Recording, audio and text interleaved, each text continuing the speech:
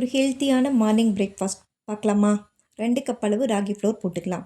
ஒரு pinch salt போட்டு நல்லா மிக்ஸ் பண்ணி விட்டுருங்க. இது கூடவே கொஞ்சம் கொஞ்சமாக தண்ணி சேர்க்கணும். ஒரே தடவையாக தண்ணி சேர்க்கக்கூடாது. கொஞ்சம் கொஞ்சமாக தண்ணி சேர்த்துட்டு நல்லா உதிரியாக பிசைஞ்சு எடுத்து வச்சுக்கலாம்.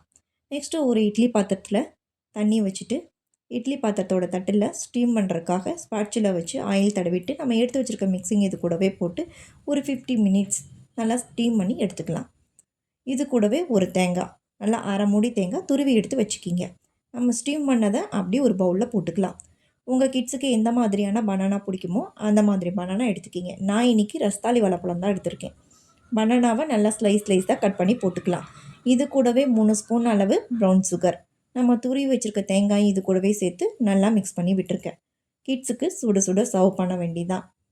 நல்லா திக்காக எடுத்து வச்ச தேங்காய் பால், ஸ்லைஸாக கட் பண்ணி வச்சுருக்க வாழைப்பழம், ஒரு ஸ்பூன் அளவு ப்ரௌன் சுகர் சேர்த்து நல்லா மிக்ஸ் பண்ணி விட்டு கிட்ஸுக்கு மார்னிங் பிரேக்ஃபாஸ்ட்டுக்கு இந்த மாதிரி கொடுத்தா அவங்க ஹெல்த்துக்கு ரொம்பவே நல்லது.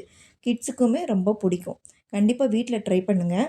உங்கள் வீட்டு குழந்தைங்க ரொம்ப லீனாக இருக்கிறாங்கன்னா ஃபீல் பண்ணிங்கன்னா வெயிட் கெயின் பண்ணுறதுக்கு நல்ல ஒரு யூஸ்ஃபுல்லாக இருக்கும்.